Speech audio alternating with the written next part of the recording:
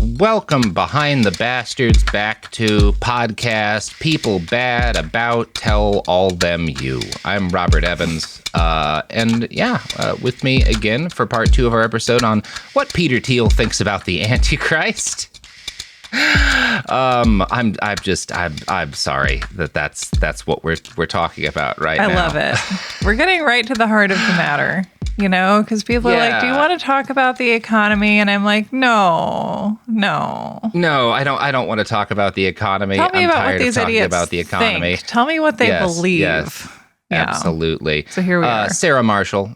You got anything you want to plug here at the start before we dive back into it? Yeah, I have a new podcast about the Satanic Panic and the wackadoo, horrible things that the fear of a Satan who never showed up to the party caused self-described good and law-abiding people to bring about. And it's a sad show. It's a fun show. It's a show about history. It's a show about today. It's called The Devil You Know. It's out right now with CBC Podcasts.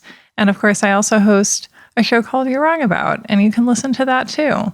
And it's, we have fun while trying to get to the bottom of things, much like you do. Right. We're talking today about Peter Thiel being wrong about something important. And we're also talking about the devil he knows, or at least who he thinks the devil might be. His fantasy devil, perhaps. His fantasy devil, a good thing I to guarantee. have. Okay, great question. You're not going to see where this is My question is, Sarah, who is your fantasy devil? Oh, yeah, there you go.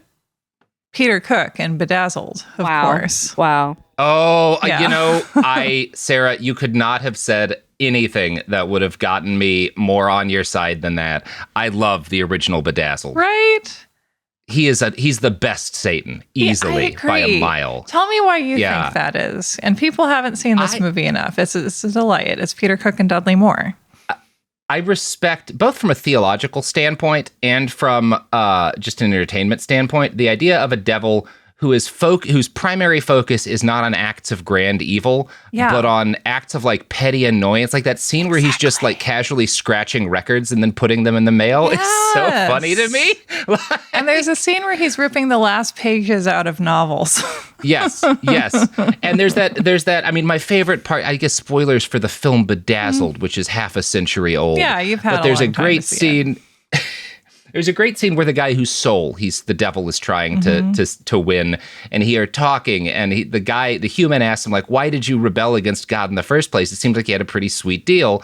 And the devil like gets up on top of I think it's a mailbox or something, and he's like, okay, I'm gonna like walk you through what it was like, back then. I'm God, start praising me. And the guy's like goes around like, I praise you, keep going, keep praising me, and he goes on like this for a while, and eventually the guy's like, hey, can we take a break and maybe I get up there for a minute? And the devil's like, that's exactly what I thought.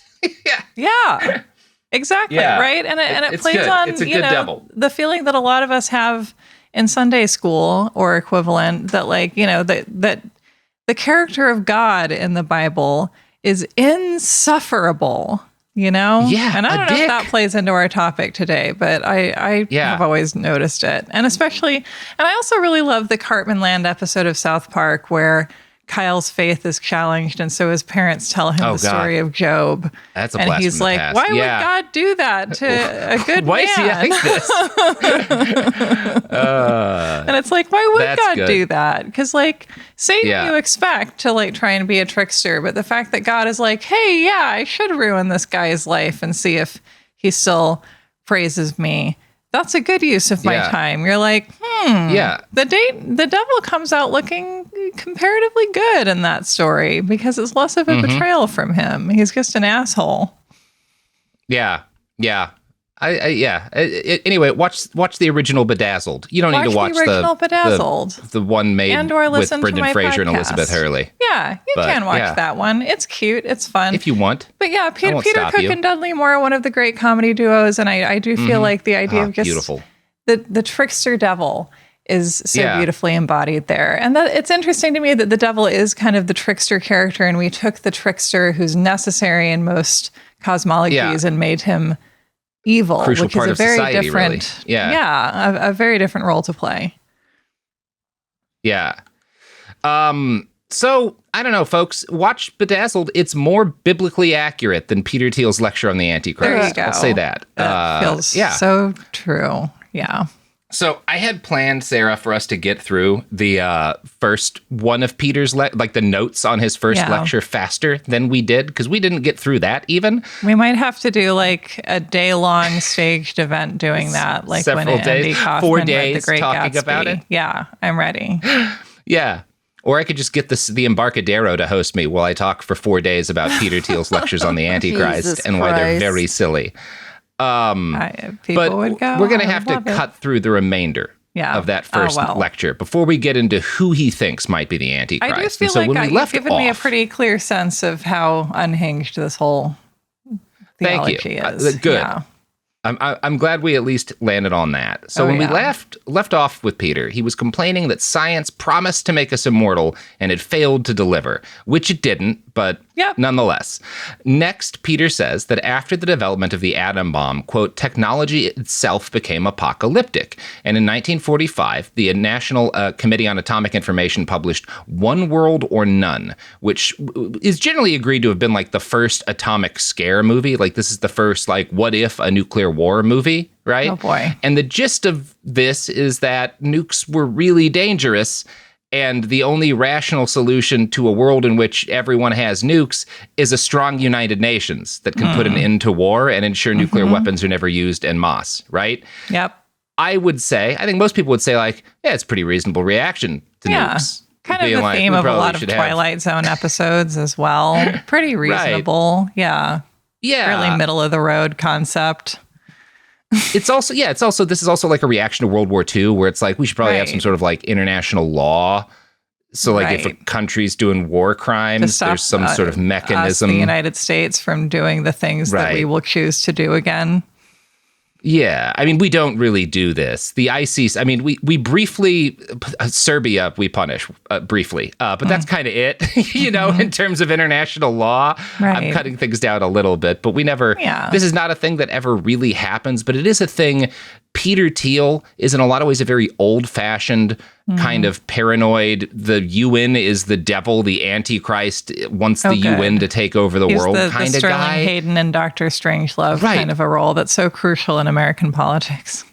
And Dr. Strangelove is going to come up in a little bit here. You're going to hear what Peter thinks about that movie. Oh, no. But it's not, it is... He tries to dress it up because he knows that, like, well, cranks are the guys who think that any reasonable person can be like, well, the UN never came even anywhere close to being a one world government.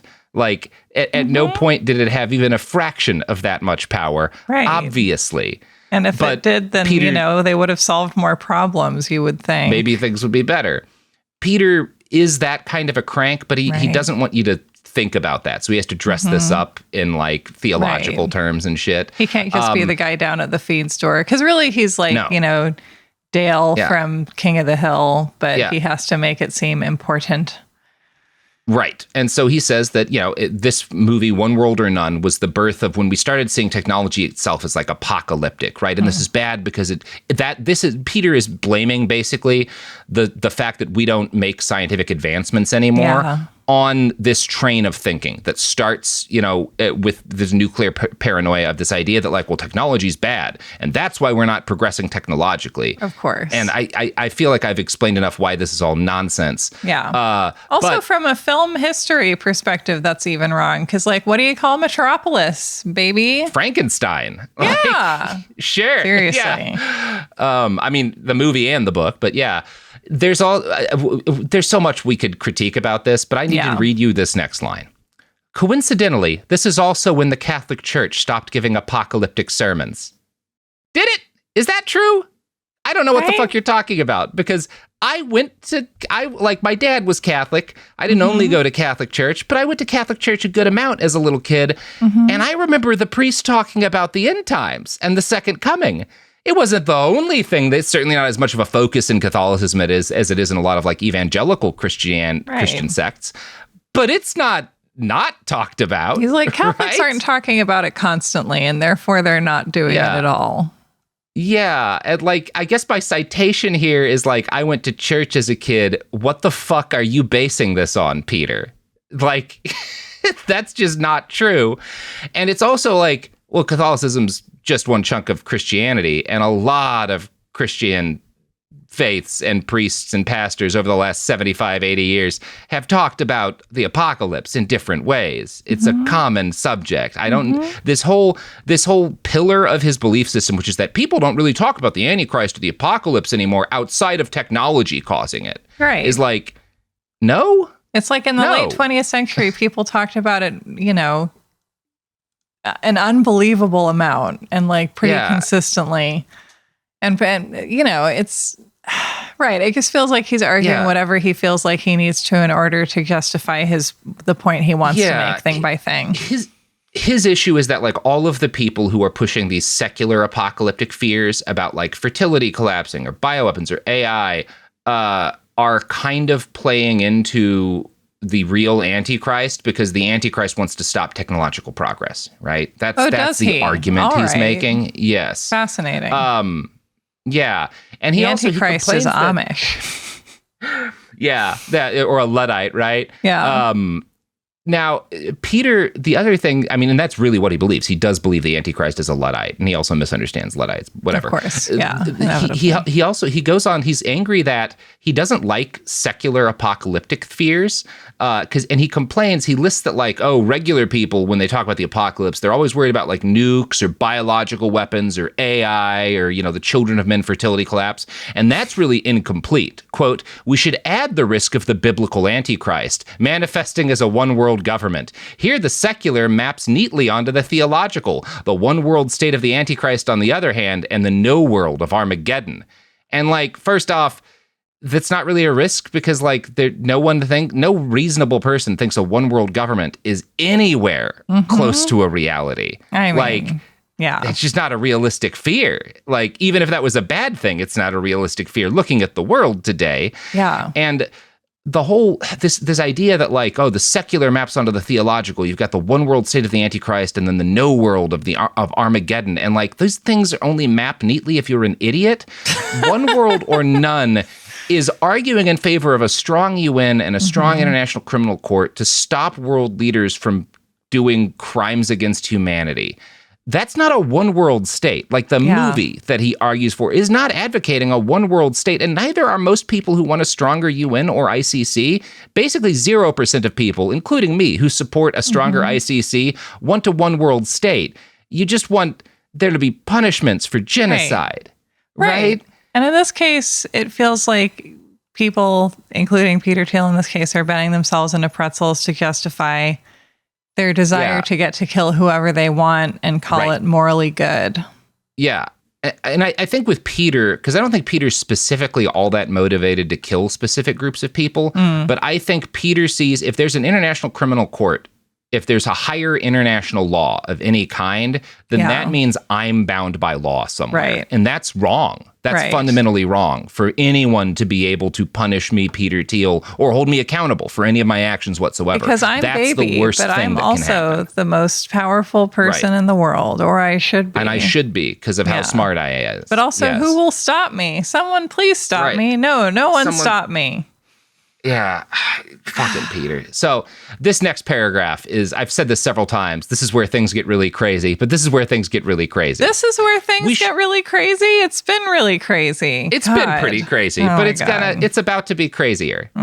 We should at least suspect that the apocalypse in our newspaper headlines is the apocalypse of the Bible. This is not mysticism, but simple extrapolation of human nature. Wisdom has not increased, even if information has. The one point on which the atheist and fundamentalist agree is that violence comes from God. The Christian, however, knows it comes from man. I know, right? What the fuck are you? Wait, Peter, what? Yeah, what are we saying? I think, let me tell you what I think he's arguing here. I think he's saying that atheists, obviously fundamentalists, believe that everything comes from God, so that includes all violence. Atheists blame all violence on religion. Right? That makes sense when you put it that way. I was an angry atheist. I'm not an angry atheist anymore. I'm still more or less an atheist. I've never met an atheist who thinks all violence is caused by religion. Right. You know, I've never met a one. There's certainly That's a crazy capitalism thing to believe. Looking at you, kid. And a lot of other stuff. Yeah, some dude like murdering his wife because he doesn't want to pay alimony. That's not God. that kind of stuff happens. Like a rapist committing rape isn't like God didn't make him do that, right? There's the like crimes obviously there's rapists who do it through of just sort of male entitlement and just, there's anyway. It's like this is the kind of writing where it's like you have to kind of simplify everything into an either or, it feels like. Right. Which again is very 8th grade. And it is very like it's like how a 12-year-old debate bro Christian kid talks about when I was a 12-year-old right-wing debate bro, this is how I thought about atheism, right? But it's like a straw man that an adult wouldn't have. It's such an absurd idea. But both the atheist and the fundamentalist believe all violence comes from God.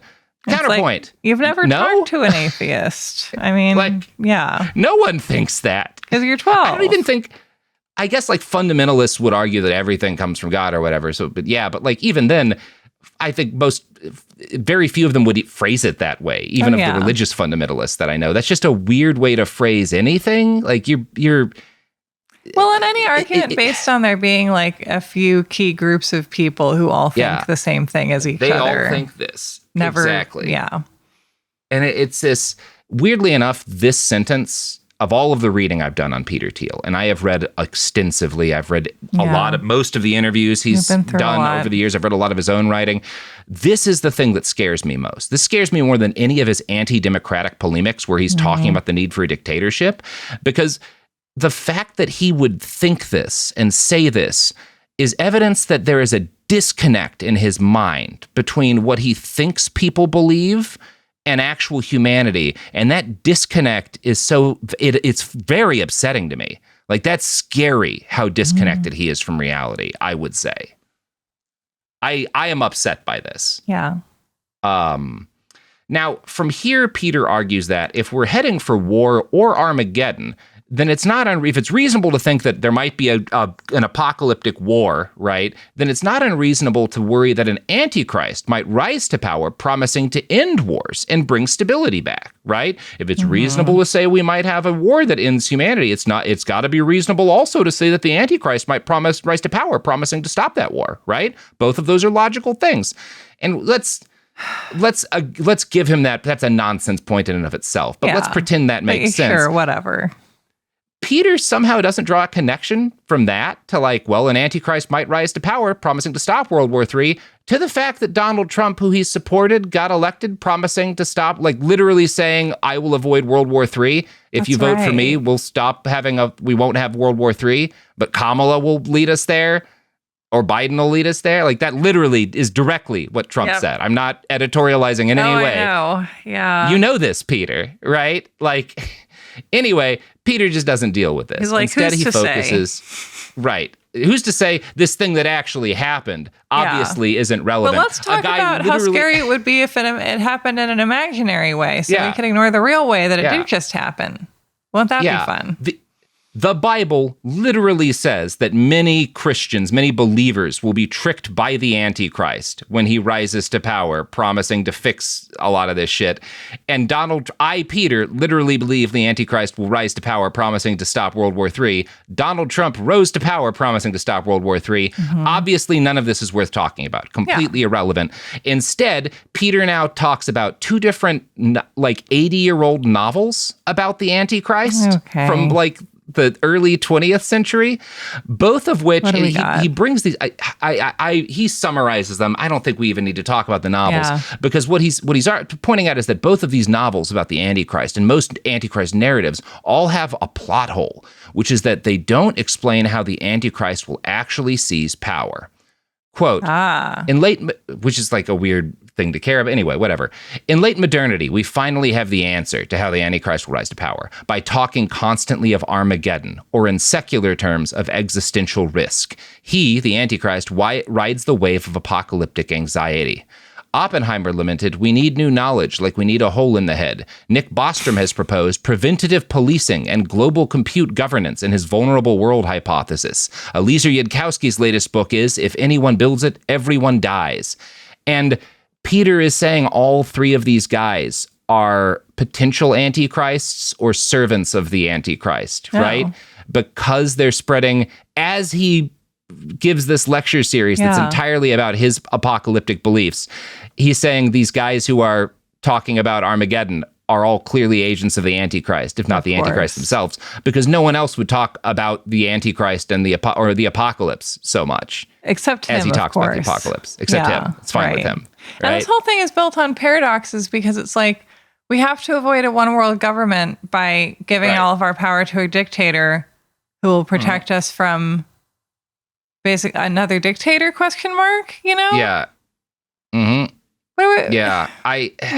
it's the funniest thing to me. We'll get to his other Antichrist. The fact that he's like Eliezer Yudkowsky, maybe an Antichrist, right? Certainly an agent of the Antichrist. Certainly. And Yudkowsky, we've made fun of him on this show a lot, right? Like he's an AI risk dude, and obviously I don't like AI. I don't, but not because Yudkowsky is like a rationalist who believes he's like a member of a cult, a kind of the leader of a cult based on these like deranged ideas of rationality. And he thinks AI is dangerous because AI will become a god and it will, any AI god we create will inevitably want to kill us all. Right. I mean, it's dangerous enough in terms of taking all our jobs. We can just start with that. Yeah. No. He's not one of the it'll take our jobs thing. He doesn't care about artists making a living. Yudkowsky cares about like that. He believes that the Harlan Ellison short story, I have no mouth and I must scream. That's what he literally thinks AI will do. But right. Before that, it'll take our jobs. It'll take our jobs. Exactly. And it's fun because like Peter Thiel funded Yudkowsky in his early career, his like rationalism and stuff. Like Peter gave this guy money and supported the growth of like the rationalist subculture in the Bay Area. And then he was like, wait, no, not that. No. Yeah. He says in this lecture that he thinks Yudkowsky is deranged now because Yudkowsky's anti-AI. So he has a former mentee who then takes his ideas in a direction he doesn't like. And he's like, that guy could be the Antichrist. I mean, if nothing else, doesn't this story make you feel better about your own beefs, Yeah, I do kind of think Garrison might be the Antichrist, my protege, one-time protege. No. But yeah, that's separate. No. One's protege could always be the Antichrist. It's certainly not impossible. Garrison is an perfect 40%. Sophie is the one you least suspect, when you think about it. So Yeah, it could be Sophie. I've accepted that a while ago. I think it's Paul Pierce. Anyways, you think it's Paul Pierce? Yeah. Okay, sure. Why not? So this is kind of where I've decided to get into the most publicized feature of Peter's Antichrist lectures, which is his predictions as to what modern fit people might be the Antichrist in disguise. So obviously Yudkowsky, is at least in consideration. Guy I've never heard of, obviously. Right. This guy must be it. And Peter not only hates Yudkowsky, he feels the need to analyze him as a possible Antichrist because Yudkowsky's main claim to fame now is he's trying to like warn people about AI and stop AI development. And AI is the only thing that could give Peter a return on his financial investment commensurate to what he thinks he deserves. So obviously. Yudkowsky's evil for trying to stop this stuff, Can we also appreciate that like, even if you're, I don't think that the kind of person who wants to go to a 4-part lecture series on the Antichrist is like my kind of person. But even so, I do feel like you would assume you were in for something different than a guy being like, here are people I don't like personally and why I think they're the Antichrist. Like that's taking it to another level. Yeah. You're like, gee, I just expected a PowerPoint. That's what we're doing. Yeah. And it's because basically Peter's primary claim here is that the Antichrist is anyone warning people about the apocalypse and trying to save the world. If that's not the Antichrist, that's an agent of the Antichrist. But except for me. Except for me, obviously. Course. And Donald Trump, Yeah. So here's a quote from his first lecture. My thesis is that in the 17th and 18th century, the Antichrist would have been a Dr. Strangelove, a scientist who did all this sort of crazy evil science. In the 21st century, the Antichrist is a Luddite who wants to stop all science. It's someone like Greta or Eliezer Yudkowsky. So he's Greta Thunberg. He says he specifically, and he'll go in later and be like, I don't think Yudkowsky is. He definitely thinks Greta Thunberg might be the Antichrist. He very directly is clear about that. He thinks Greta Thunberg could be the Antichrist. What is it about her that so unnerves tyrants? I mean, I guess the fact that she's, very smart and impossible to corrupt. Yeah, the truth. She's speaking Nothing the truth scarier to power. Than the truth. She's proved to. I mean, honestly, like, I think I've been just shocked at how continually good her takes have been. Just because, like, anytime someone gets famous, that young, like, you expect, okay, at some point they're going to, like, either buy into a conspiracy theory or get something weird. And she's just, like, really consistently got a great head on her shoulders. And so that scares the hell out of them. Yeah. Right. And can't be convinced to look away, which I do feel like, everything you've been talking about, we've been joking about it, but so much of it is like, what in the world is that thing? Look away. Let me do a little sleight of hand over here. It's just parlor tricks. I think fundamentally why he hates her and why she is hated by a lot of these guys so much is not that they're scared of the because obviously she doesn't have any power. Right. She's like somewhat influential, but she's not going to throw Peter Thiel in prison or destroy. She simply does not have the power. She's just a person with morals. Yeah. She's just a person with morals and basically zero real world power. Yeah. But she is emblematic and embodies a fact, which is that I'm not a believer in, justice will win out. The arc of history bends towards, like, I think that's a silly stance. But inevitably, in the future, if there are people, they will realize that Peter Thiel and all of his ilk during this period of time were deranged monsters who destroyed the environment and who fought viciously against any attempts to reduce the harm humanity was doing to the biosphere in order to make themselves wealthier. And they will be hated as a result. That's just a fact. But not by just that based many on, like, people, because so many people will have died as a direct result of their actions and inactions. Yes. Yeah. Like, I think Greta represents the reality that in the future, these people, like, they won't be able to, especially after they're dead, keep up the lie that they were fighting against all this disinformation from the left and pretend, the climate change fake. Like, that lie won't hold up at a certain point. Well, and that they're working so hard to create a mythology where, like, the story changes every day based on what needs to be true for them to be right, and that kind of mythology won't perpetuate itself forever and keep protecting them. Yeah. Exactly. Like, there will be a future in which the bullshit that they have spent their lives propping up is not widely believed. And that doesn't mean it'll be a perfect future or even a more just future. It just means that in the future, people will know what a scumbag Peter was. And that's why he is so scared and hateful of her, right? Yeah. And also that he's going to die and other people will continue to live and sail around. Yep. He's going to die probably sooner than he expects, like most people. And a lot of folks are going to be happy because it'll be good when he dies. Yeah. Anyway, speaking of death, advertisements are a kind of death. That's what in French, the word for advertisement means the little death. And we're back. Yes. Talking about my flawless knowledge of French and talking about Peter Thiel's belief that fucking Greta Thunberg is the antichrist. So perfect. Let's talk about this from a theological standpoint, because one thing the book of Daniel is pretty clear about vis-a-vis the antichrist is that the antichrist is a political leader of some sort. Okay. He is described repeatedly as a prince or a king. Now, I could see being like, well, obviously, that's if we're going with the Bible is true, but not always literally, these are apocryphal stories. Okay, a king could be a stand-in for a president or a senator, sure. But a young lady who sometimes tries to deliver food on a boat, there's no way to, like, describe Greta Thunberg as a king or a prince. Yeah. Same with Eliezer Yudkowsky. Like, they're not political leaders, and the Antichrist definitely is. Like, again, Peter's selective embrace of literal readings of the Bible here really biting him in the ass. You're like, it's all very literal unless I need it to being so figurative that it completely goes in a new direction. Thank you. And I also love his fundamental, like, oh, you don't understand Dr. Strangelove, like the movie, at all. Because the idea that, like, well, in the 17th or 18th century, the Antichrist would have been Dr. Strangelove, right? I know. Like, well, no. Such a random Dr. reference. Strangelove. Yeah. Right. For one thing, like, in the movie of the same name, he's not a political leader. He's the president's scientific advisor.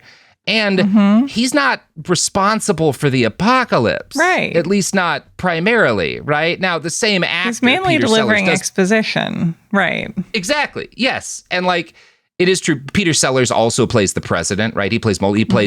Strangelove and the president that Strangelove is advising. Yeah. But even if you're saying, well, that means they're the same person, that does Peter Sellers as the president being the Antichrist doesn't make sense in that movie. Because like, it's just embarrassing to misremember a movie in your big speech. It's so bad. Yeah. Like, you could rewatch it. You're writing a 4-part lecture series, man. Also, in like, the 17th century, the Antichrist would not have been a character from a 1960s movie, but it would have been the Antichrist, just like the devil's kid or whatever. Yeah, it would have been a king or something. Like in the Bible, a text people knew better than a movie that wouldn't come out for 300 years. I also think, again, maybe he hasn't even seen the movie, because it sounds like Peter thinks Dr. Strangelove causes the apocalypse in the movie like, Dr. Strangelove. It's about an atomic bomb, and it's called Dr. Strangelove, so probably Dr. Strangelove made the bomb. Obviously. No. I mean, I didn't have time to watch it, but I deduced it because I'm so That smart. must be what happens. And like, no, for the record, if you haven't seen it, Dr. Strangelove is a mad scientist and a Nazi. Yeah. But he doesn't. There's a crazy U.S. general who launches the initial nuclear strike. He's and then, as like, American as can be. Right. And like the government, like we try to reach out to the USSR in our bunker and are like, these are where the missiles are coming in. You know, you can shoot them out of the sky. Like, please, we don't want to actually have a nuclear war. This is a fuck up. Yeah. And the USSR is like, oh, well, we actually built a doomsday device that will go off automatically and we can't stop it. Whoops. Right. Right. And the premise is like, what if an American general lost his mind and there weren't adequate safeguards in place before he could cause mutually assured destruction? And it's like, oh, yeah, I guess, I mean, that's certainly not a problem we're having now. That's right. Exactly. Certainly no more relevant now than it was back then. But it's like neither the president nor Dr. Strangelove are Antichrist figures. No one really is in the movie Dr. Strangelove, actually. No, they're not. But it's particularly weird to say Dr. Strangelove is the Antichrist, because he doesn't incite the action. Like, that just isn't accurate. Have you ever seen, because, The Omen has 2 sequels, and they're not that good. Oh, God, but it does. The second one has Sam Neill in it, and he plays the adult Damien, and he's, like, taken over the world, and he's all charismatic, and I think in politics, and dating a newscaster lady. Yeah. But the movie, doesn't really know what to have him be doing, because it is, like, what would the Antichrist believe? Like, what would his whole deal be? Like, people are kind of, like, reluctant to state that. And so it's like you get to sort of align it with whatever people already find threatening at that time, which, hence all the Obama stuff. Yeah. Right. Exactly. So the fact that, he's listed Greta Thunberg and Elisa Yudkowsky as possible Antichrist, both of those things are insane. At least Thunberg, she is like popular. She has a lot of like followers and people who care about what she says. Elisa Yudkowsky, he's got his little cult, but he's not. You think he's got the juice to even be on the list of potential antichrists? You're vastly overestimating this man's charisma. This weirdo's charisma. 1,000. No. I am a more realistic antichrist than fucking Elisa Yudkowsky. Yeah. Yes, Jeb is much closer. So after this, in the second lecture, Peter apparently goes into more detail about his beliefs on the Antichrist. Per The Guardian, quote, Thiel goes on to identify the legionnaires of the Antichrist as people like Elisa Yudkowsky, Nick Bostrom, and Greta Thunberg, who argue for world government to stop science. So that's at least a little more realistic. He's like, well, maybe they're not the Antichrist, but they're at least his legionnaires. Oh, my God. Okay, man. And again, I shouldn't have to say neither Yudkowsky nor Thunberg nor Bostrom want to stop all science, right? They both have specific issues. For that. Exactly. They're very specific issues with specific technologies, but Peter can't stand that because, again, they'll get in the way of his profit, right? Yeah. Like, that's really what this comes down to. It's very banal, but that is the truth of it. Peter goes on to say, the legionaries of the Antichrist, like Eliezer Yudkowsky, Nick Bostrom, and Greta Thunberg, argue for world government to stop science. The Antichrist has somehow become anti-science. And no, they just don't. When the Washington Post reached out to Yudkowsky for a statement, he replied, my understanding is that authorities from multiple Christian denominations have stated that Thiel's views, identifying the Antichrist with proposals to regulate the AI industry, are not deemed by them to be compatible with conventional Christian belief. And it's one of his few statements that I'm like, yeah, that's a good response. Yeah. I mean, that's a nice thing about standing next to someone who's completely off their cracker. You get to seem a little bit more normal. Seem much more reasonable. Now, I will say Greta's response was much better because her spokespeople, whoever the Post reached out to on her team, didn't comment, which is the best response to Peter Thiel declaring you the Antichrist or one of his legionaries. It's just what are you going to say? You really shouldn't have to issue a statement saying you're not the Antichrist whenever someone accuses you of it, or else, no one would ever get anything done in this country or in other countries. I feel like if I was in that boat, I would be like, yes, Peter, I am the Antichrist, and I'm coming for your soul, buddy. Like, I talked with the devil, and we have a plan for you. You don't even know how we're ensnaring you. We got you, baby. Yeah, we got you. Now, at the same time, in his second lecture, Peter talks about his Luddite Antichrist candidates. Like, right while he's doing that, he floats another name as a potential Antichrist briefly before kind of explaining why he doesn't think this guy's the Antichrist. And that name is Mark Andreessen. Now, Mark Andreessen is the co-founder of Andreessen Horowitz. He is a fellow big tech AI venture capitalist ghoul. And actually, I'd be like, yeah, Mark Andreessen, not a bad Antichrist candidate. He is evil. But Peter hates him not because he's a monster trying to destroy all art and human culture and replace it with AI slop, which is literally what Mark Andreessen wants, right? That's his stated goal. Mark is the author of something called the Techno-Optimist Manifesto, which argues that AI will solve all problems, including like climate change. All of our serious life-threatening issues will be solved by a super-intelligent AI. Therefore, anyone who tries to slow or stop AI development is evil and needs to be destroyed.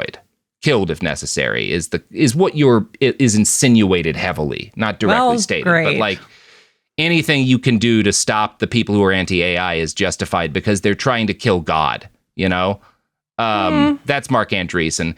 Great. And Peter, a lot of really well-balanced people with a lot of power in this world is what I'm learning more and more. Billionaires, all of them sane.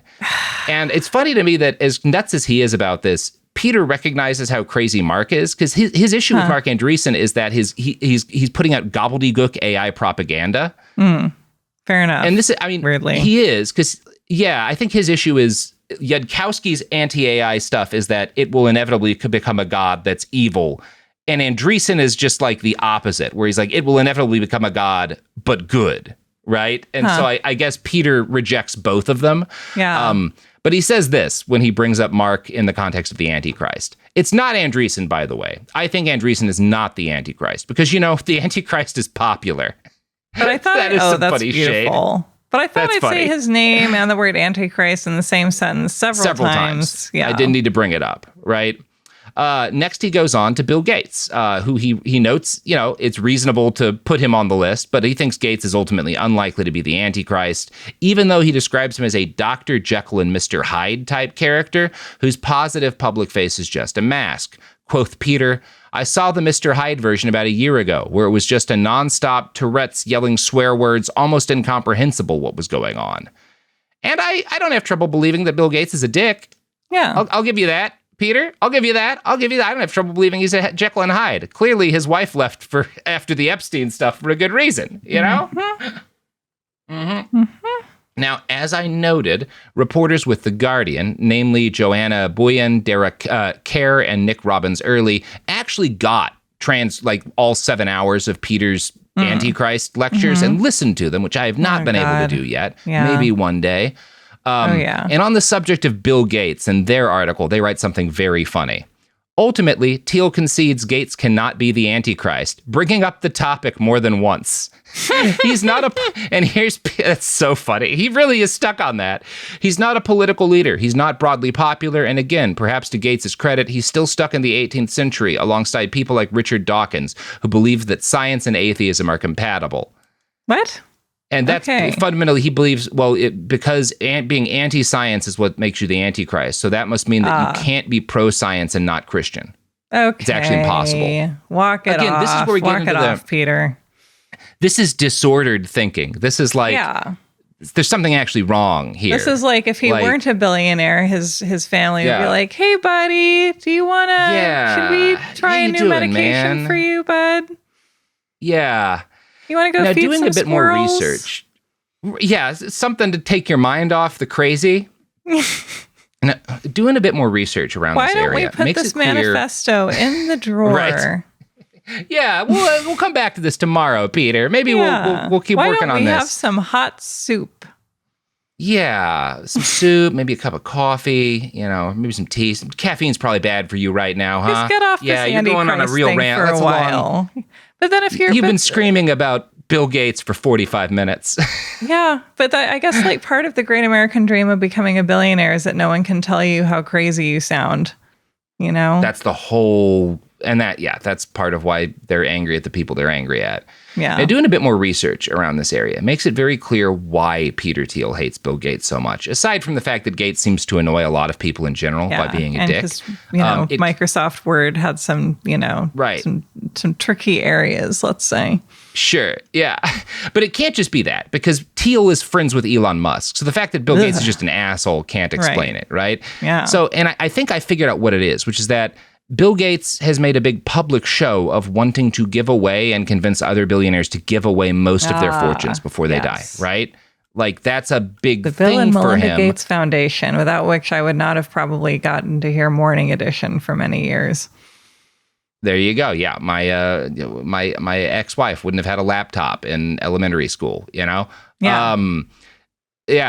So I think that's really his issue with Gates. And I think that in part because of what I found in a Washington Post article, because the Post also got access to the tapes, and an article by Natasha Tiki, Elizabeth Dwashkin, and Garrett DeVink. They wrote this. The investor, Thiel, said he recently encouraged Musk to renege on his 2012 commitment to the Giving Pledge movement co-founded by Gates, which asks wealthy people to commit the majority of their fortune to charitable causes, according to the recordings. And this is Thiel here. $200 billion, if you're not going to be careful, is going to left-wing nonprofits that are going to be chosen by Bill Gates, Thiel said. He warned Musk, according to the recording, painting the philanthropist as among the malevolent forces besetting technologists.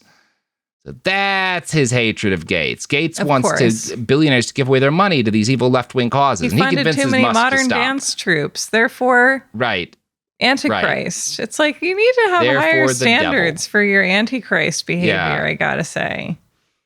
Yeah. And it does, Thiel's positive on Musk now, I think because Musk is useful. He also, in this lecture series, has nice things to say about J.D. Vance, whose political career he paid to get off the ground. Yeah. Per Maggie Dupree, writing for Futurism, Thiel, quote, described himself as very pro-Vice President J.D. Vance, to whom Thiel has given millions in campaign funds. Though he did express that he's concerned. Yeah. He did express that he's concerned the VP, who's Catholic, might give too much credence to the Pope. The place that I would worry about is that he's too close to the Pope, said Thiel, per The Guardian. And so we have all these reports of fights between him and the Pope. I hope there are a lot more. And that's my issue with J.D. Vance is that he might be a papist. Okay, great. Well, we've gone back to Puritanism in this country. We have to worry about papistry now on top of everything else. Yeah. It's also I mean, look, I don't believe in Antichrist stuff. I never have. I'm not a devil believer, but which is part of my interest in the satanic panic, which it just seems like extra wild when you're not afraid of Satan yourself.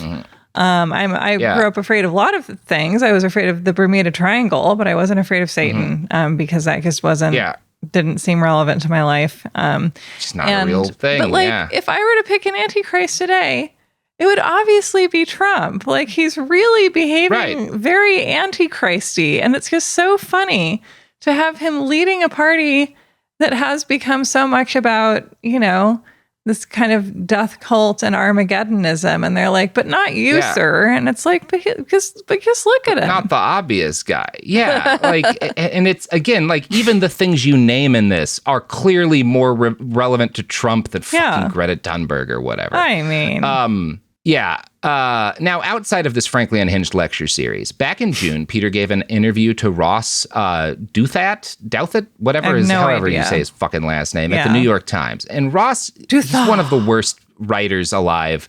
He used to be the senior editor of The Atlantic, and I think he might be the most up his own ass conservative writer in the country. He was Bill Kristol's replacement, and a massive downgrade for Bill Kristol even. He's both entirely uncritical of big tech and pro everyone should be religious, and so he and Peter Thiel are peas in a pod. And during that interview, Ross asks what Peter thinks about the Techno-Optimist Manifesto that Mark Andreessen self-published in 2023. And again, that's basically saying we have to accelerate at all costs the growth of AI because it will solve all of our problems. So slowing things down is the same as committing mass murder. Oh my God. Yeah. And think of all the Studio Ghibli-esque portraits of your husband that will never be drawn. Yeah. Exactly. It's a fate worse than death for all of us. And the fact that, like, the document is generally considered to be a foundational text for effective accelerationism. You know, that's kind of the philosophical name for what Andreessen is preaching. And that's close to what Peter Thiel advocates, because he's literally arguing that Greta Thunberg might be the Antichrist, or is at least furthering the Antichrist agenda because she's skeptical about AI and fossil fuels and shit. Then I'm Thiel the Antichrist too. Congratulations to me. Like, Thiel definitely thinks the same way, but I think he's incapable. I think why he has to reject Andreessen is that he can't speak positively about a peer with the same ideas if they put those ideas down first. Yeah. And so he says this about the essay. It represents a kind of corporate utopianism. In the 1990s, there was a broad cultural optimism that technology would solve everything. But by 2025, that optimism has shrunk. Today's visions are narrower, less inclusive, and less confident. The grand utopian projects have given way to incremental gains, overshadowed by fears of collapse. Oh. And that's accurate, but, like, the problem, again, he's not capable of, like, looking what he's literally saying. Mm-hmm. The visions are narrower. The optimism has shrunk. That doesn't mean that, like, we're not making technological progress, but it does mean that, like, there's a problem in how people are visualizing progress, right? Yeah, and it's like perhaps people are more pessimistic and perhaps even more reasonable because of how horrible everything's been for the last 30 years. Exactly. I realized that in the 90s, it was a utopian time when Starbucks had, like, big upholstered chairs in them and you could sit there for a long time and you could buy your Norah Jones CDs. Perfect. But that's over, man. Yeah, right. And the article is just a great example. There's so much. Ross just lets Peter say nonsense without ever questioning him. It's like it's one of the worst interviews I've ever read. It's like he's accidentally a great interviewer by being a terrible interviewer because he just lets him say stupid stuff. You do get more out. There's no, like, Peter drops the line again. He makes the claim that, like, after 1945, churches stopped preaching end times sermons, and, like, really, where did all those Peter? Left Behind movies come from? No, the Left Behind books, massively popular, Peter. Like, and had nothing to do with technology, by the way. That's not how the surveillance tech, I guess, but the Antichrist doesn't rise to power on the back of fears about fucking AI or whatever. Anyway. I don't know how Peter can think this true. I don't know how Ross can't question any of this, other than Ross is just like the fucking bootlickeriest bootlicker who ever licked a goddamn boot. He's like, I hear you got some good blood for me later on. Right. One of the weirdest things to me here is that, like, Ross is theoretically a Christian. He's a big C.S. Lewis fan. Yeah. And Peter is theoretically a Christian. But then in this interview, Peter describes the choice presented by the Bible in the book of Revelations as Antichrist or Armageddon, and that this is unacceptable, and thus, quote, we must find a third path, right? And it's me. Which is like, no, it doesn't. That's not, like, for one thing, the Bible doesn't present a choice. It just says there's an Antichrist, and that leads to the second coming and an Armageddon. And everything's going to get all weird, and then people are going to get up out of their graves. It's going to be wacky, you guys. Yeah. And it's not like you have an option to change that if you're going to believe it. You have to just God knows no one has ever been selective about their beliefs as a Christian. Yeah. It's this, both that Ross doesn't question Peter on this. Yeah. And also, this is so heretical. I'm not I don't care personally. But don't you think that it's weirdly become a tenet of modern sort of American, I don't know, political Protestantism, I guess, that we allow people a much freer hand in terms of doing their own interpretations than... Absolutely. Yeah, it seems like things have gotten a little bit over the top. I mean, and that is definitely true, that that's a major factor in the birth of Protestantism, right? Is this idea, this ongoing thing that anyone can be a priest or a pastor, anyone can speak the word, right? And anyone can speak in tongues at a certain point. Anyone can interpret the Bible, sure. But even so, it is kind of very fundamentally heretical to be the Bible says we have to choose between the Antichrist, the apocalypse. But I think there's a third way, because Peter is literally saying, I think we can avoid the biblical apocalypse by getting our politics right. I mean, actually, we're kind of getting into Joseph Smith territory, right? Where you're I believe in the Bible, but also I'm adding I think I found a runaround. Yeah, I think we can rewrite the ending of the Bible. I need to have sex with your wife. Yeah. It's weird, right? And especially because Peter describes himself as a little orthodox Christian, which this is not anywhere close to orthodoxy, right? The idea that you're arguing God might let us avoid having an Antichrist and an Armageddon and still live forever, that's not Christian theology. That's Peter Thielology. You're right. That's getting into, you're starting to found your own religion at that point, which he certainly has the resources to do. That's I would argue what Acts 17 is doing, is they are not spreading Christianity to Silicon Valley elites. They are creating a new, like a Mormonism for rich people. They're hybridizing Christianity with Silicon Valley billionaire culture. Exactly. Oh, no. Now that's the Antichrist. The cursed child of two evil parents. That is the antiest of Christ. And it is kind of weird to me. Part of what's strange is that he wants to avoid the biblical apocalypse. And I think what that means is that Peter Thiel is so clearly scared of death that he can't even embrace everlasting life. He vastly would prefer some scientist keeps his body alive than Jesus ensures him eternal life in heaven. He's I believe in you, God, but stay the fuck away. Yeah. Mm-hmm. It's the most reasonable thing that I've, theorized him thinking this whole time in a way. Yeah. Yeah. And also it's this thing of because I do feel if you look at sort of the sum of human experience, it's organized religion facilitates a lot of horror and a lot of evil. And it also facilitates a lot of structure and a lot of,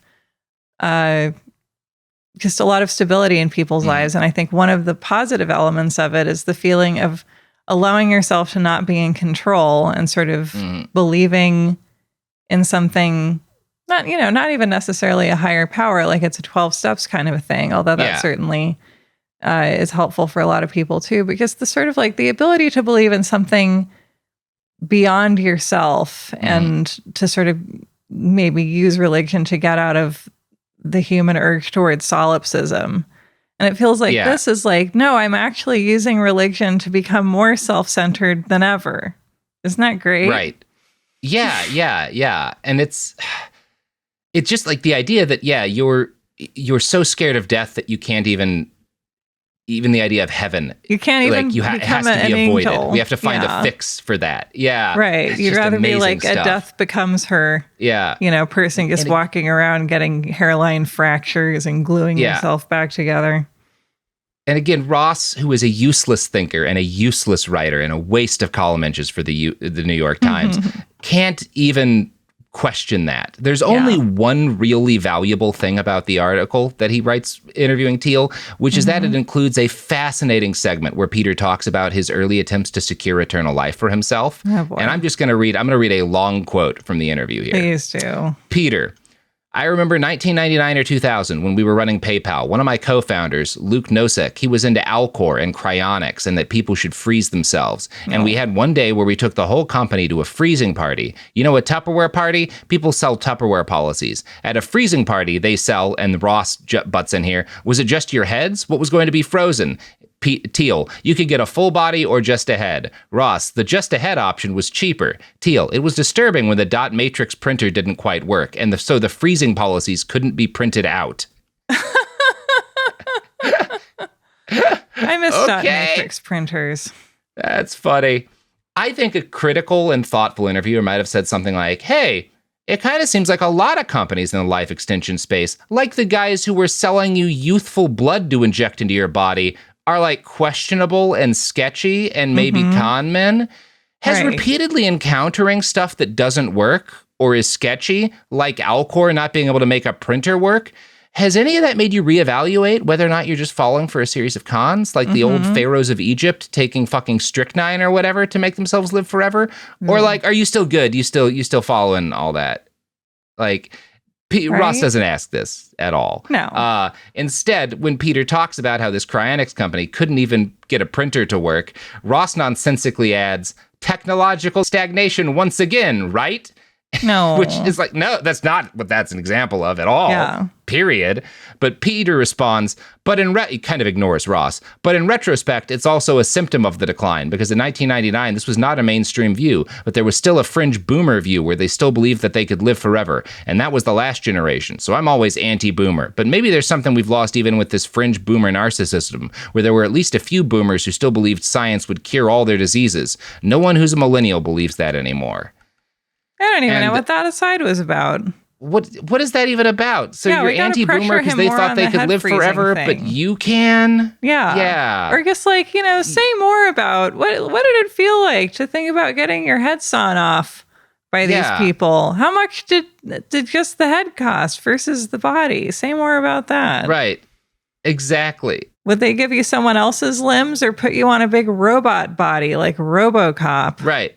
So we're almost done here. I want to end by talking a little bit more about René Girard and Schmidt and some of Thiel's philosophical beliefs. But first, let's have an ad. So we're back, and I talked up at the start about Carl Schmitt, who's the Nazi philosopher who discussed how to destroy democracies in a way that Peter Thiel followed, and René Girard, who is he's this big belief in sort of like this mimetic theory of like mimetic rivalry, right? Where like people, once they cover their basic needs, still want things, and so they kind of pick, well, what does this other guy who seems to be doing better than me have? Yeah. And that's kind of mimetic rivalry. But it doesn't make people happy, so they need scapegoats, And Girard's attitude was like Christianity should have brought an end to that. It's certainly evidence that we need to bring an end to that. It's bad to scapegoat groups of people. And Christ was kind of like, that's why he was killed, right? He was made into a scapegoat. And that's like the final evidence that it's wrong to do that. That's Girard's attitude. Peter claims to be a major follower of Girard's, and he's gone to a bunch of gatherings. And in fact, in 2004, he and one of his mentors organized a week-long seminar on René Girard at Stanford. And they invited Girard, who was alive at the time, and they also invited a scholar of Carl Schmitt, who was also like a peer of René Girard, named Wolfgang Pahlaver, who is... Pahlaver is one of Peter Thiel's favorite intellectuals. That's a hell of a name. It's quite a name. And Thiel is is a huge, big fan of this guy, and a major, cites him quite frequently and has invited him to a number of these different events, right? This 2004 seminar on Girard is right after Peter Thiel got rich, after he sold PayPal. So he funds this thing, and the theme of the conference is politics and the apocalypse. And that theme was suggested by Wolfgang Pahlaver, while they were planning the event. So this is obviously, it's a couple of years after 9/11. And people who are, what you'd call mimetic theorists, these folks who like buy into a lot of Girard's beliefs about mimetic rivalry, are trying to figure out, like, was 9/11 like an example of like planetary mimetic rivalry? This like, did it come out of anger from one part of the world at like all of the things that the West has that they don't have, which is very much kind of in line with like a lot of what Bush was saying, not exactly, but that you can see some people, they're jealous of our freedoms, right? Yes. Yeah. So kind of one of the questions that these Girard fans, these mimetic, theoreticians are talking about is like, is that kind of, does that explain what was going on there? Or is there something else for us to take out of this? And Thiel's attitude was that the primary thing that 9/11 showed us is that the West can't protect itself. He wrote a paper right before this event in which he stated, "The brute facts of September 11th demand a re-examination of the foundations of modern politics. Today, mere self-preservation forces all of us to look at the world anew, to think strange new thoughts, and thereby to awaken from that long and profitable period of intellectual slumber and amnesia that is so misleadingly called the Enlightenment." And his big attitude here is that, like, Osama bin Laden is thinking rationally in a modern political sense, but the West is not, right? And we haven't realized the actual nature of the fight. And if Carl Schmitt were in charge of things, our response to 9/11, the just response, would be to call for a crusade against Islam, right? Of course. Like, that's the rational response. Yeah, it's very rational to try and eradicate a religion, I find, generally. Mm-hmm. I mean, yeah, and that is like literally like Thiel's argument is that like this is where this is like the fundamental irrationality that the West indulged in, is not seeing it as a holy war, is not seeing it as a fundamental clash of civilizations. We didn't do that enough, which, like, I mean, we did. The people you would have supported then, George W. Bush, like that is how they framed it. That's and very it much failed. how Alan Jackson was describing the situation. It's again, he's like really recommending antichristy behavior. We must say, I also realize I keep saying it like antipasto, but and I think that's the right way to say it. What if it was delicious? Yeah. What if the Antichrist tasted better? What if there were some olives, but was less filling at the same time? Just a nice cold snack on a summer's day, right? When you like a Montucky cold snack. Yes, exactly. So Wolfgang, Peter is a huge fan of him specifically because of how Wolfgang interpreted a lot of Carl Schmitt's writing and like some essays that he wrote on like what Carl Schmitt meant and kind of his like how his concept of the political functioned. And that's what he bases a lot of his like, well, we're doing the wrong things after 9/11 on, is his ideas of like how Schmitt would have handled things instead. And I want to quote from an article in Wired, kind of summarizing this journey. It would quickly become apparent that Thiel had spent some time considering the paper Palaver presented the day the two men met in 1998. The strange new thoughts Thiel wanted his audience to entertain were, it turned out, largely those of Carl Schmitt. But where Palaver had been repulsed, Thiel extolled Schmitt's robust conception of the political, in which humans are forced to choose between friends and enemies, and everything else is delusion.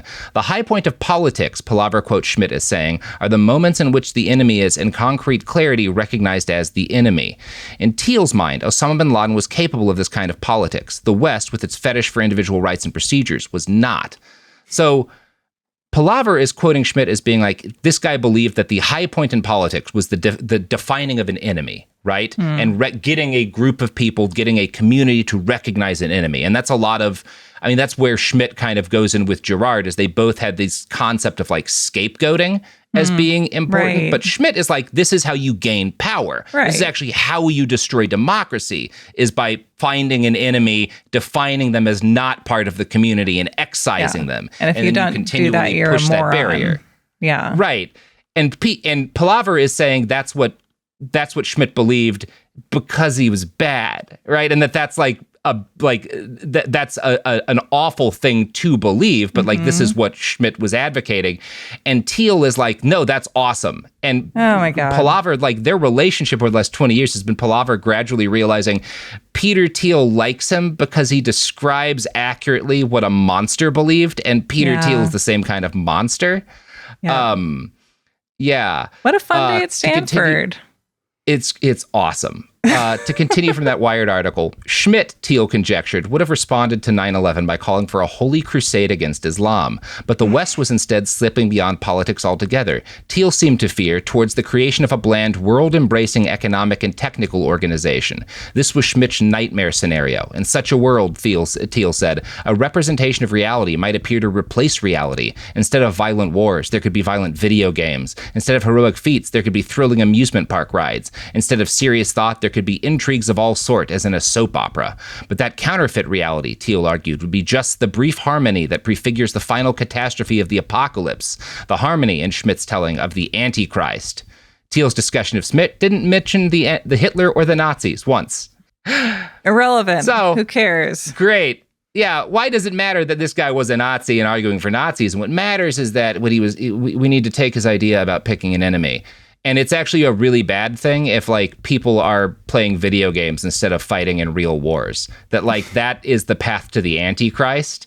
Right. Like, we're replacing the real heroism with fictional heroism. It's a very fascist idea. He's like, if we don't become fascists, we're going to... we have to become fascists to protect ourselves from the Antichrist, sweetie. Yeah. And... kind of the conclusion Thiel draws from Palaver's writing about Schmidt is that because Schmidt fundamentally suggested, like, we have to have these dramatic solutions to the problem, like to deal with the enemy. A final we have solution, to purge them, we kill them, right? He's a Nazi, right? Thiel pulls back from that, but his solution is you have to fortify the modern West, and you can't do that through democracy. Right. So you have to hide, you have to trick people into it in order to get around democratic institutions, because those aren't going to, you can't actually work through them. So I'm going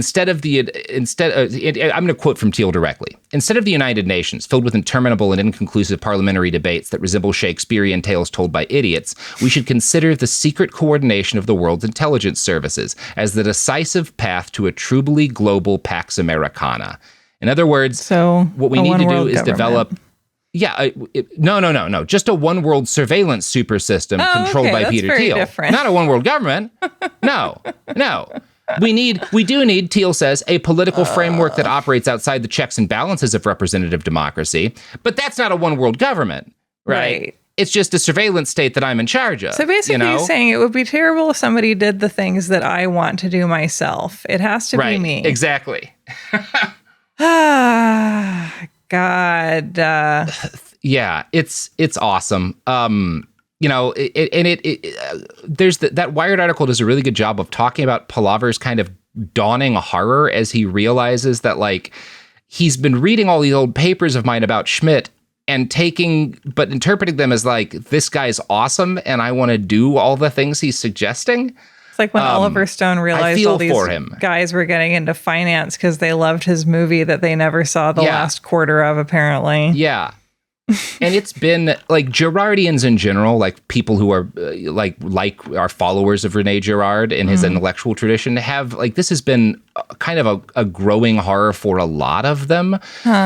I think that probably should have started earlier, because, like, it has often been said that Rene Girard was kind of the inventor of the like button on Facebook, for good reason, because Peter Thiel has justified him betting on Facebook by saying, quote, I bet on mimesis, right? Like on mimetic, this idea that mimetic rivalry is the underpinning of Facebook, right? It's the underpinning of social media. I'm going to, both people being jealous and wanting to imitate the lives of other people that they see on, right? And so people have been saying since the early 2000s that, like, Girardian philosophy is kind of baked into a lot of the most toxic stuff about social media. But what really fucked a lot of these people up is kind of more recently, because when they saw JD Vance during the 2024 election start lying about Haitians, and, like, knowingly spreading, like, lies about, like, Haitians eating dogs and stuff, because this is classic scapegoating, right? This is, again, Girard was saying it's bad to do that. Vance, who calls himself a Girardian, is clearly just saying, like, oh, Girard kind of explained how scapegoating works, and I like that. It right? feels like reading a book on or an article on child abuse and like the psychological effects that like beating your child has on them. And your takeaway is like, wow, if I beat my child, they're going to be a lot more obedient and do more chores. I'm going to do that. Hey, everybody, this article says you should beat your child. And the person who wrote it is like, what? Yeah, exactly. And it's so like, I'll quote, like, here's, because Vance has directly stated that coming to understand Girard influenced his Christianity. Oh my God. Quote, yeah, he spoke of his theory of mimetic rivalry, that we tend to compete over the things that other people want, spoke directly to some of the pressures I experienced at Yale. But it was his related theory of the scapegoat and what it revealed about Christianity that made me reconsider my faith. It made me realize that I could be a Christian and an absolute dickwad who didn't care about human beings or human suffering. And that was very inspiring to me. Yeah, Girard's saying Christ was killed because he was turned into a scapegoat by these powers, you know, doing the thing that authoritarian monsters always do, which is create and destroy scapegoats to distract people from the fact that the system is unjust and making them unhappy. And Vance is like, yeah, this changed, like, the idea of Christ as a scapegoat made me realize that I could lie about Haitians to become the vice president. Like, that's basically what Vance is saying. That's nice. Good for you. Yeah. It's that there are, it's J.D. cool. Vance could have had less education and would have been just fine. Yeah. Less access to education for one Apple action. Right. To continue from that Wired article, for some Girardians, this was a breaking point. The mimetic theorist Bernard Perret lambasted Vance and his billionaire mentor in a French political journal, accusing them of casting a shadow over Girard's legacy. Within months, several more prominent Girardians followed suit. It's difficult to claim Girard, who fundamentally believes that violence is linked to exclusion, and at the same time accuse Haitians of eating dogs. Girardian scholar Paul Dumouchet told a Canadian newspaper, either you didn't understand Girard, or you're a liar. And I guess this is where we'll kind of close, you know. Calling the burn unit for Peter Thiel in this very satisfying little way. Right. And J.D. Vance, this little, I mean, fucking Palavers apparently emailed him a few times being like, how are you okay with this? You know? Right. How is anyone okay with this? And it's like they may have way too much power and it may be horrifying to contemplate, but nothing will ever make them less idiotic than they clearly are. And there's something nice about that. It's scary, but at least we can feel superior. Yeah, there's a good bit at the end of that Wired piece where I think Palaver kind of reveals that he has Thiel's number. To understand, what I've observed are traces of deep fear, he told me. Fear of death, fear of terrorism. And it all comes down to a lack of trust and a craving for security, Palaver suspects. There are so many cases where he expresses fears and concerns and a need for protection, Palaver says. And if your main thing is seeking protection, you play with fire. And I guess that's like kind Beavis of where... Butthead. Okay. Yeah. I mean, and I would say Peter can recognize that fears of the apocalypse and the end of days could allow an antichrist to take power, but doesn't understand that in his own life, your own fear of that is leading you to embrace what is effectively the antichrist, right? Yeah. You're so scared of dying that you are embracing apocalyptic, like, just extremely dangerous. You're playing with fire. You are embracing authoritarianism. You are welcoming the antichrist in because you're so scared of death. And there you go. And because you're so rich, everyone else has to welcome the Antichrist along with you, apparently. And none of your weird like hoax medicine attempts to extend your life have proven to work. And you're just going to blame Greta Thunberg by saying she's anti-science because you can't just acknowledge that the thing you wanted is something that rich, powerful people have always wanted and never gotten because it's impossible. Yep. And you're no different from the pharaohs. And they're never going to get it. Nope. Yeah. Nope. You will die and be forgotten too. And that's kind of nice. It's good. It's good. That's why I'm fundamentally optimistic because of death, right? I think it's a good thing in the long run that people die and that we're never going to, like, immortality is not real. Right. I don't think it ever will be. People are ever going to be around forever. And a lot of them are going to, no, nothing will be. Choke on a bit of toffee or something and Sure. Not enough of them. Yeah. But yeah. No, not enough. But something will get all of them, like it will everyone. Yeah. And that's good. It's good that people die. If someone actually created an immortality cure, I would want to stop that. I think that's broadly. I don't think it's possible. It's a silly thing to even. Also, even if that did exist, it would be bad if it was real. Exist for the worst people in the world. Exactly. Yes. Yeah. And it would be the end of progress fundamentally if people stopped dying. That's just it's not even good theoretically. Yeah. People get angry whenever I bring this up, where they're like, "So you don't want to cure cancer?" I'm like, if you cure cancer, people will still die. Right. That's a you whole won't different cure area. cancer. Also, but there's 8 million cancers to cure. Yeah. You just pick one That's and not just a thing. keep going until you get a bingo. No, I believe if we were to cure all of the current cancers, then we would start seeing different weird cancers that people don't get right now because they just don't live long enough for them to happen. But we'll keep experiencing new cancers. Getting the biblical patriarch 800-year-old guy cancer. Right.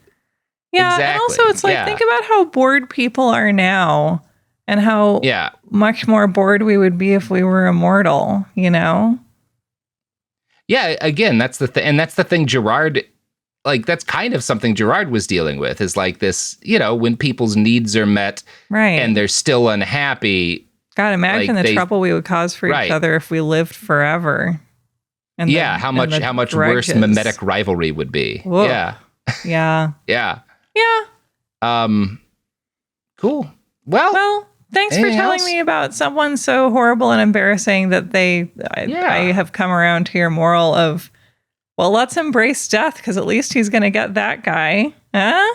Yeah. I love it. Let's embrace death. Let's all cheer death on as it goes after Peter Thiel. Yeah. Death wielding a sickle like a polo mallet, galloping towards another billionaire. Yeah, exactly. And let's all encourage Peter Thiel to explore the ocean floor like those other guys. I hear there's a lot of good stuff still down there. You could find those other guys. And bring up their vaporized remains. Yeah, or you whatever. could save them. They need to be rescued. They're all still down there. They're playing Park Cheesy.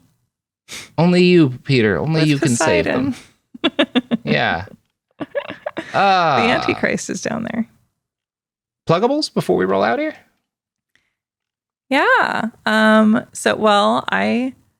You can find me at my show You're Wrong About, where we talk about the folly of man and iconic bimbos and misunderstood history and all kinds of fun stuff.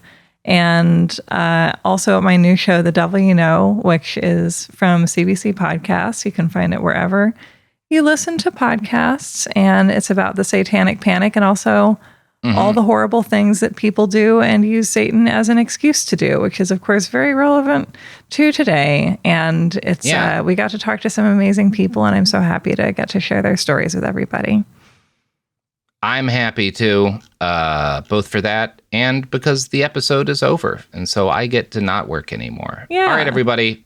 You stop working too. I don't care what you're doing. If you're a heart surgeon listening to this, stop. Walk away. Yeah. Walk away. Jesus Christ. Are you raising a bridge? Get out of there. Pilot, jump out of the plane, Yep. Put on your backpack with the thing in it and get out of there. Everyone quit working right now. If it's a baguette, that'll be fine. Whatever Robert Antichrist Evans says. There we go. If you're the Antichrist, stop Antichristing this minute. Get a foot bath going. I would be such a good Antichrist. Yeah, but unfortunately, Greta Thunberg took the job from me. Yeah. She's pretty good too. Yeah. The podcast is over.